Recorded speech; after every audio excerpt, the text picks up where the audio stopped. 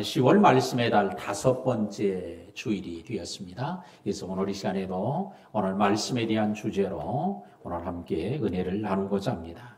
그래서 오늘 이 시간에는 인자야, 이 뼈들이 살 수 있겠느냐?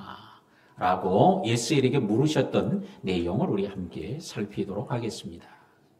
왜 하나님이 예수에게 이 뼈들이 능히 살 수 있냐고 왜 물어요?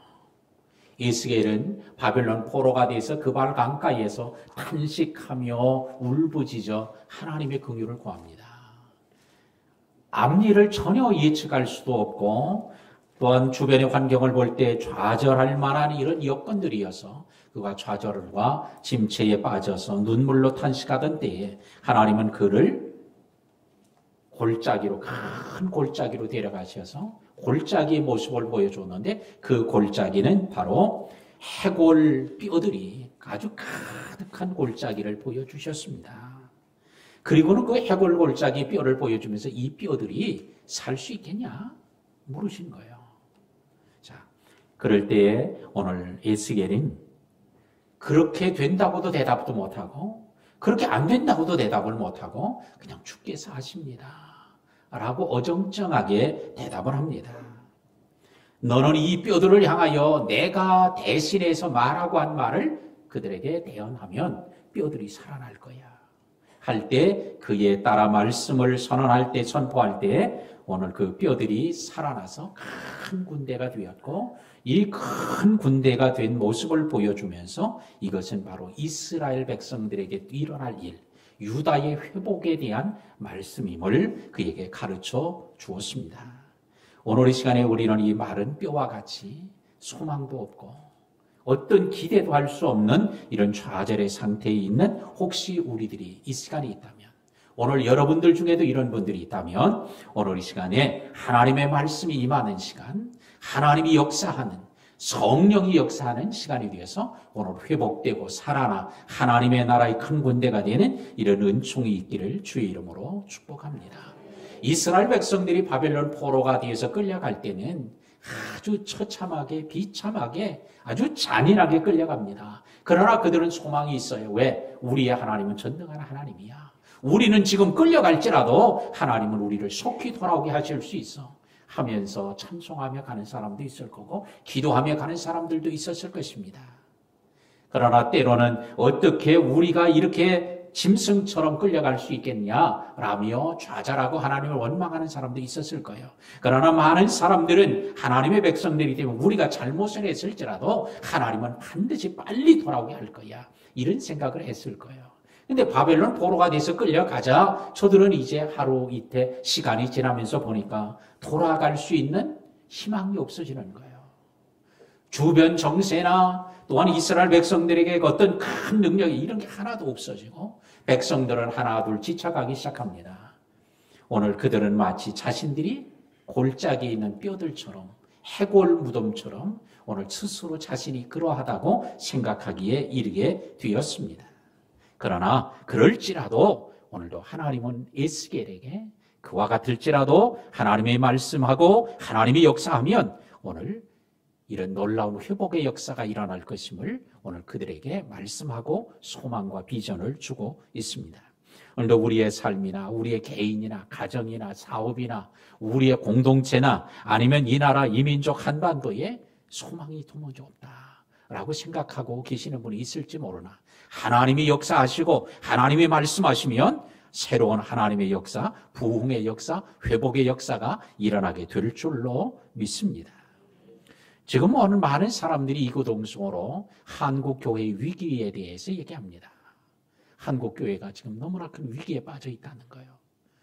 그것을 인구적인 면에서 보면 통계청 발표에 의하면 작년 2022년 연말에 출생률이 0.78명이었다는 발표가 났죠.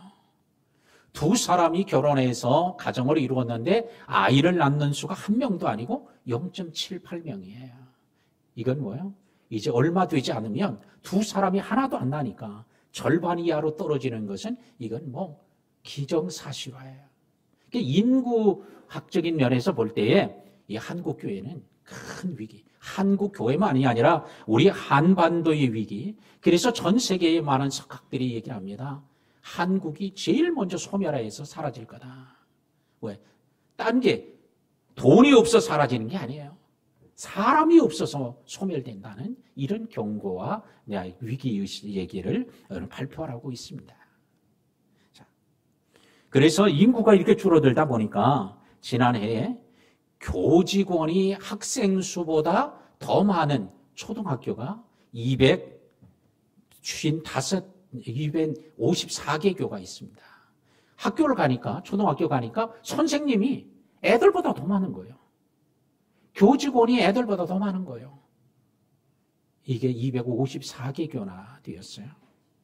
지난 3년 동안 폐원한 유치원의 수가 550개나 됐어요. 여기 어린이집까지 합친다고 하면 훨씬 더 많아지죠. 이게 점점 더 이제 어린이집, 유치원이 필요가 없어지는 거예요. 인구학적인 면에서 볼 때 이런 한국 사회에 위기가 오고 그에 따라서 또 한국 교회도 위기가 올 것이라고 하죠. 출석의 면에서 본다고 할 때에 교인들에게 물었어요.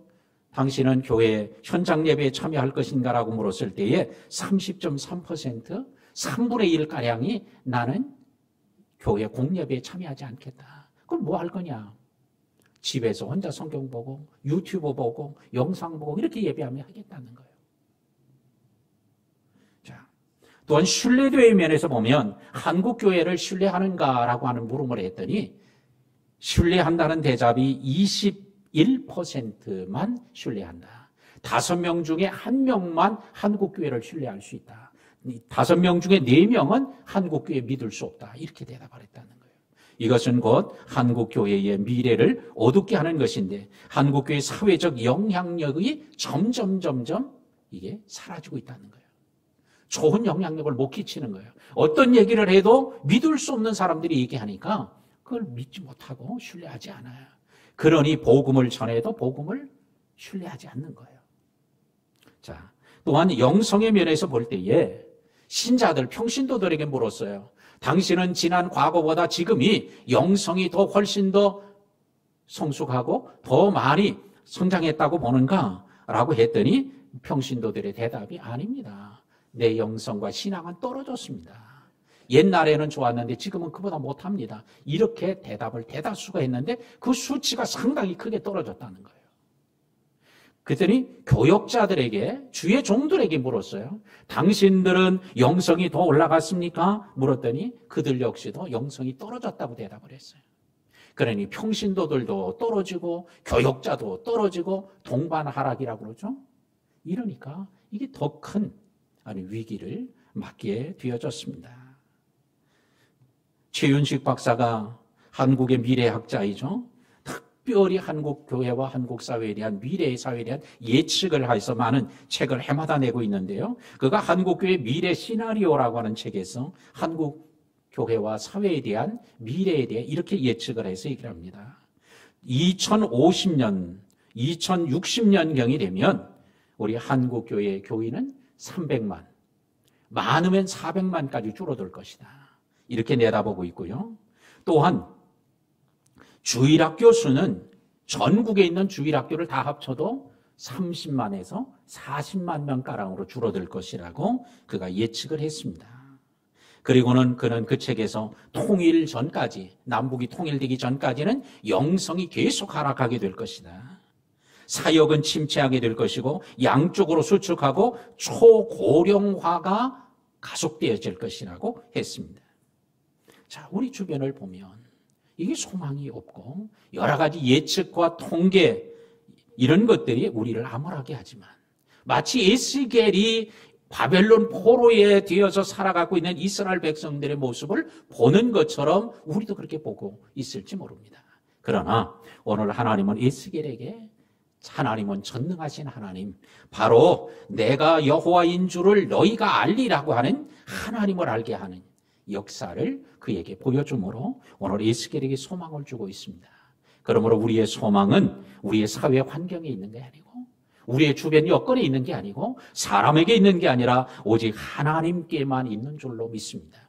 그 하나님만이 하셔야 된다. 근데 그 하나님이 오늘 어떻게 하심으로 에스겔에게 이스라엘 백성들에게 소망을 주었는지 함께 좀 나누도록 하겠습니다. 1절에 여호와께서 권능으로 내게 임재하시고 그의 영으로 나를 데리고 가서 골짜기 가운데 두셨는데 거기 뼈가 가득하더라 그래요.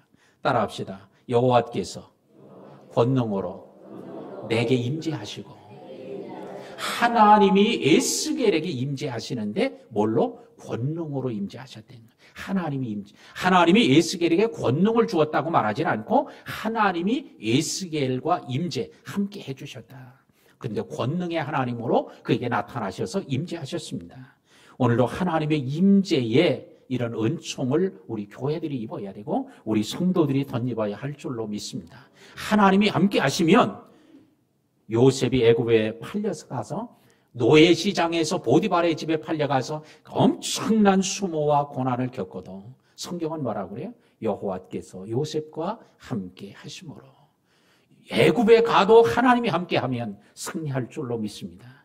그가 감옥에 모함을 받아서 죄를 뒤집어 쓰고 감옥에 갔어도 성경은 또 얘기를 해요. 여호와께서 요셉과 함께 하심으로 형통한 자가 되었다고. 오늘도 하나님이 함께 하심, 오늘 여호와 하나님의 임재하심을 확신하고 그 믿음을 가지고 하나님과 동행하며 가는 우리 성도들이 되어야 할 줄로 믿습니다. 근데 주님께서는 얘기에 약속을 하죠. 내가 세상 끝나는 날까지 너희와 항상 함께 있으리라. 그 주님의 말씀이 오늘 우리 성도들과 함께 하시는 줄로 믿습니다. 우리가 죄를 회개하고 하나님의 은혜와 긍휼을 구할 때는 하나님이 절대로 우리를 떠나지 않고 함께 하세요. 그런데 우리가 하나님만 함께 할 거야, 왜 죽을 때까지 세상 끝날 때 함께 하겠다는데 하나님은 절대 안 떠나, 그러고 제멋대로 살면 어떻게 해요?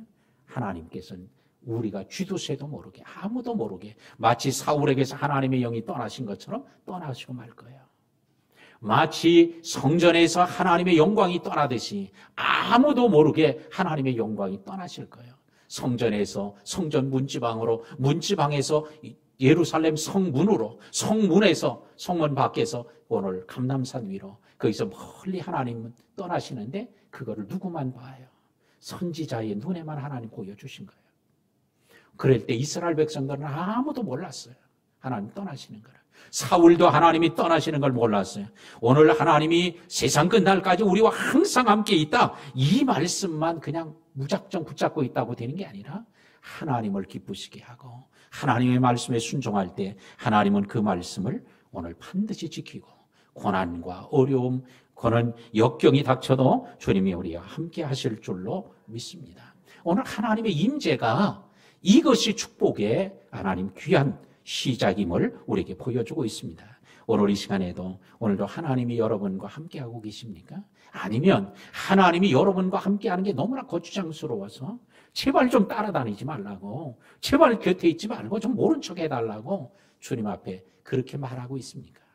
오늘도 하나님의 임재하심이 있는 자가 복이 있고, 하나님께서 함께 하실 때 광야도 광야가 그냥 광야가 아니라 마침내 복을 주시는 하나님의 축복의 장소로 변화될 줄로 믿습니다. 하나님께서 오늘 권능으로 에스겔에게 임재하시고는 그의 영으로 그를 데리고 갔습니다. 골짜기 가운데 두셨는데 거기 뼈가 가득했다는 거예요. 이왕 데리고 가려면 좋은 데나 데리고 가지, 이렇게 해골로 가득 찬, 뼈들로 가득 찬 이런 골짜기로 데려가다니. 그런데 하나님은 더 놀라운 은총을 입혀주시려고 오늘 전혀 상상치 못한 곳으로 그를 데리고 갔습니다. 그리고는 보여주셨는데 거기 뼈가 가득했습니다. 근데 이 뼈가 누구요? 주님은 얘기해요. 이 뼈들은 이스라엘 온 족속이라 라고 해석을 해줍니다. 오늘 이스라엘 백성들의 영적인 상태나 삶이 마치 뭐와 같은가? 해골과 같이 다 죽어 있는 거예요. 죽은 정도가 아니라 완전히 살처럼은 다 떨어져 나갔고 이제 해골만 남아있고 뼈만 남아있고, 그것도 완전히 너무나 오래돼서 아주 말라버려서 건드리기만 하면 부서지고 부러질 정도로 그렇게 되어버리고 말았습니다. 이스라엘 백성들의 모습이 바로 이러해 라고 가르쳐줍니다. 오늘 이스라엘 백성들만 이렇게 마른 뼈처럼 이렇게 됐습니까? 바벨론 포로 시대에만 이렇게 됐습니까? 요한계시록 3장에 뭐라고 그래요? 사대교회에 대해서 말씀할 때 뭐라고 말씀을 합니까? 오늘 내가 네 행위를 아노니 네가 살았다는 이름은 가졌으나 죽은 자로다. 실제는 죽어 있는 자들이라는 거예요. 겉으로는 살아있는 것 같아요. 사대라는 지역이 사방으로 둘러싸여 있어가지고 아주 안전하고 편안한 거죠. 큰 전쟁도 없어요. 그러니까 얼마나 좋아요. 그러면 더 하나님을 잘 섬겨야 되지 않겠어요? 그런데 평안하고 안전하니까 오히려 기도하지 않고, 그래서 오히려 살아있다는 이름은 가졌으나 오히려 겉모습은 산 것 같았으나 실제는 해골과 같이 죽어 있었다는 거예요. 오늘날에도 이런 말씀처럼 우리들에게는 이런 것이 전혀 관계없는 일일까요? 우리는 교회화에서 앉아있으면 다 십자가 군병들일까요? 아니면 교회 안에도 이런 해골 같은, 에스겔에게 보여준 골짜기의 해골 같은, 마른 뼈 같은 이런 사람들도 있을 수도 있고요. 사대교회 같은 신자들도 우리가 없으면 좋지만 없다고 장담할 수 없다는 거예요. 그게 제가 간혹 얘기하잖아요. 교회 안에도 믿지 않는 불신자들이 있다. 이건 교회 안에 불신자들이죠. 교회 밖에도 믿는 신자들이 있을 수 있어요. 근데 오늘 이 두 가지는 다 바람직하지 않아요. 오늘 우리는 믿음의 사람으로, 우리 하나님의 사람으로 굳건히 세워지고 십자가 군병으로 주님의 일꾼으로 무장해야 할 줄로 믿습니다. 자, 그러면서 주님이 물어봐요. 자, 인자야, 이 뼈들이 능히 살 수 있겠냐? 이 뼈들은 이스라엘 백성들이야. 살 수 있겠냐? 그랬더니 이 뼈를 보니까 살 수 있겠다고 말할 수도 없고 살 수 없겠다고 할 수도 없고, 그러니까 주께서 그냥 하십니다. 이렇게 그냥 어정쩡하게 대답하고 맙니다. 그러자 4절에서 말하죠. 너는 이 뼈에게 대언하여 이르기를 너희 마른 뼈들아 여호와의 말씀을 들을지어다. 그래요. 대언하라고 하는 것은 하나님이 말씀하는 것을 대신 전하라는 거예요. 대언하면 뭐요? 마른 뼈들이 일어나고 하나님의 말씀을 들으라고 하나님이 말한 대로 말해라는 거예요. 뼈들에게. 이게 무슨 미친 짓입니까? 이게 말도 안 되는 소리입니까? 이게 무슨 말이 되는 소리예요 이게? 아니, 뼈한테 살아나라고 그러다니? 뼈 보고 여호와의 하나님 말씀을 들으라고 하라다니? 아니, 사람이래야 말을 듣지요. 짐승이라면 조금 들을 수도 있을지 몰라요. 그러나 마른 뼈에게 말하면 이게 무슨 들을 수 있는 것도 아니고 말도 안 되고 되지도 않는 얘기죠. 자, 그런데 하나님은 그렇게 하라는 거예요. 내가 그렇게 할 테니까 너가 그 말을 대언, 선포하도록 주님께서 말씀합니다. 자, 오늘도 하나님의 말씀을 듣는데 소생하고 회복의 역사가 시작되는 줄로 믿고, 오늘도 하나님의 말씀에 귀를 기울일 때 오늘 그 말씀을 듣는 자들이 사는 역사가 일어날 줄로 믿습니다. 그러므로 우리는 귀를 열어서 들어야 돼요. 이걸 우리는 쉐마라고 부르죠. 쉐마는 오늘 구약 성경의 가장 중요한 뼈대입니다.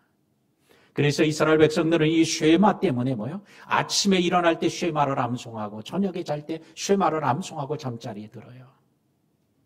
그들은 태어날 때 아기 귀에다가 쉐마를 들려줘요. 왜? 그것이 사는 거니까. 그 다음에 죽을 때도, 임종이 가까울 때도 귀하대 되고 이 쉐마를 들려줘요. 예, 신명기 6장 4절과 5절이죠. 그 말씀을 들려줘요. 왜? 너무 중요하니까. 그런데 그 쉐마가 뭐예요? 들으라는 거거든요. 하나님의 말씀을 들어야 된다. 듣는다는 것은 그게 두 가지 의미가 있으니, 하나는 귀로만 듣는 거예요. 하나는 뭘로? 우리의 삶으로 듣는 거예요. 귀로만 듣는 거는 뭐예요? 듣고 이해하는 거예요. 삶으로 듣는 건 뭐예요? 그 말씀대로 순종하는 거예요. 오늘도 우리 교회와 성도들은 주님의 말씀을 듣고 이해하고 깨달았고 그 말씀대로 행할 때 하나님의 역사가, 하나님의 은혜와 축복이 임하게 될 줄로 믿습니다. 오늘 성경에 하나님의 말씀을 가장 많이 듣고 순종한 사람을 꼽는다면 그 중에 하나, 아브라함을 꼽을 수 있겠죠. 하나님 아브라함에게 얘기해요. 내 아비 친척 본토집을 떠나 내가 내게 지시할 땅으로 가라. 말도 안 되는 얘기죠. 당시 고대 사회에서는 내 친척 아비 본토집을 떠나는 건 마치 뭐와 같아요? 무리 가운데 있는 짐승이 그 무리를 떠나서 홀로 떨어지는 것 같은 거예요. 오늘 농경사회고 고대 사회는 서로 돕지 않으면 안 돼요. 그래서 품앗이를 하지 않으면 안 돼요. 전쟁이 나도 같은 동네 사람들이 모여서 싸우지 않으면 안 돼요. 가족들이 싸우지 않으면 안 돼요. 부족이 뭉쳐 싸우지 않으면 못 지켜요. 그런데 거기서 떠나서 가라니. 근데 그 가라고 하는 건데도 내가 내게 지시할 땅으로 가라. 지시한 땅이 아니에요. 앞으로 내가 얘기해 줄 거야. 이게 먼저 떠나기만 더 해. 이러니 이게 아브라함이 처음에 그 얘기를 들을 때 이게 이해도 안 되는 얘기죠. 그런데 그 말씀을 따라서 가죠. 하나님께 가는데 또 믿음이 떨어지니까 하나님께서 뭐라고 그래요? 내가 너로 큰 민족을 이루고 내가 복을 주고 내 이름이 창대하게 하고 네가 복이 되게 하고 너를 축복하는 자는 복을 내리고 저주하는 자를 저주하고 또한 너로 말미암아 모든 족속이 복을 얻을 것이라는 7대 축복의 말씀을 또 주어요. 그러니까 또 힘을 얻어서 또 가. 그러다가도 또 믿음이 떨어지니까 창세기 15장에 가서 그를 밖으로 이끌고 나가서 하늘을 우러러보게 합니다. 아브라함 이리 나와봐. 그리고 밤중에 아브라함을 끌어내서 하늘을 보게 합니다. 하늘에 많은 별들이 있어요. 너 저 별들을 많이 보고 있지? 저거 셀 수 있냐? 아이고 하나님 무슨 수로 저걸 다 셉니까? 내 후손이 이와 같이 번성하게 될 거야. 그 말씀을 듣고 또 믿음이 생겨서 또 말씀대로 따라가요.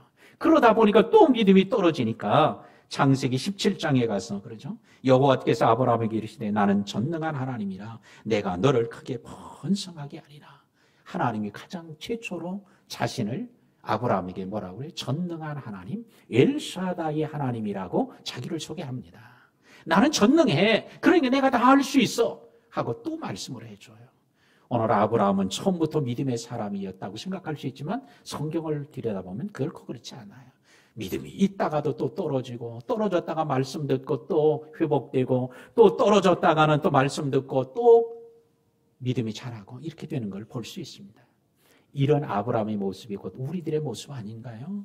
한 주간 말씀을 듣고 시작하고 나갈 때는 말씀대로 살아야 주여 하고 기도하고 가지만 또 일터와 직장에 생활하다 보면 이게 또 포로로 꺼졌다가 또 주일날 와서 말씀 듣고 또 힘을 얻고 가고 그렇지 않습니까?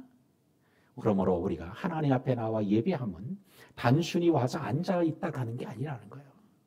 오늘 하나님이 주시는 말씀을 듣고 믿음이 회복되고 은혜가 회복되고 그래서 또 힘을 얻어 살아가는 거예요. 이런 은혜가 아브라함에게 있던 것처럼 우리 모두에게도 함께하기를 주의 이름으로 축복합니다. 하나님께서 말씀을 전하라. 그러면 내가 생기를 그들에게 들어가게 할 것이고 너희가 살아나리라. 생기가 들어가면 살아나게 될 것이라는 거예요. 그래서 그들을 위해 심줄을 두고 살이 입히고 가죽으로 덮고 또한 생기를 불어넣으리니 생기 너희가 살아나리라 말합니다. 마른 뼈라도 생기가 들어가니까 살아나서 큰 군대가 됐어요. 하나님께서 에덴 동산을 다 만들어 놓으시고 흙으로 사람을 지어놓고는 생기를 불어넣으시니 생명이 된지라. 생기가 없을 땐 진흙덩어리예요. 사람 모양의 진흙덩어리였지만 생기가 들어가니까 아담이 됐고 또한 하와가 되는 거예요. 오늘 이처럼 생기가 없으면 그냥 흙덩어리예요. 생기가 임하면 살아있는 사람, 오늘도 하나님의 형상을 닮은 하나님의 자녀가 되는 줄로 믿습니다. 그런 거로 오늘 성령이 역사하지 않으면 안 돼요. 성령이 우리 안에 계속 머물러 있어야 합니다. 7절에 이의 명령을 따라 대언하니 대언할 때 소리가 납니다. 움직입니다. 이 뼈 저 뼈가 들어맞아 뼈들이 서로 연결됩니다. 오늘 보니까 살이 오르 심줄이 생기고 살이 오르고 가죽이 덮였습니다.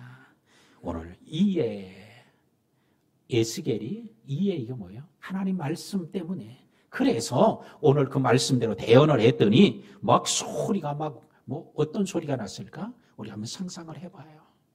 그 골짜기에 어마어마하게 많은 뼈들이 있었는데 그 뼈들이 막 서로 자기 뼈를 찾아가는 거예요.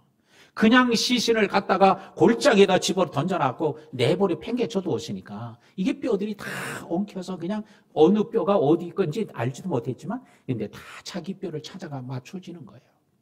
부활의 날에도 이런 역사가 이루어질 줄로 믿습니다. 매장했던 사람의 무덤 속의 뼈들이 도로 다 맞추어지고 오늘 그것에 힘줄이 붙고 또한 가죽이 덮이고 피부가 생기고 또한 하나님의 영이 들어가서 오늘 그들이 부활하는 역사가 부활의 날, 재림의 날에도 일어나게 될 거예요. 아니 그럼 화장한 사람은 어떻게 될까? 걱정이 되시는 분들이 있어요. 화장해도 어딘가는 그 뼈의 구성 요소들이 다 있을 거예요. 이걸 우리는 뭐라고 그래요? 과학자들은 질량 불변의 법칙이라고 그러죠. 어딘가는 다 있는 거야. 근데 그게 다 또 모여져서 오늘도 사람으로 그 사람의 본래의 모습을 회복하도록 하나님이 하실 줄로 믿습니다. 왜? 하나님은 전능한 하나님이니까. 예, 하나님 외에는 일을 할 수 있는 분이 없습니다.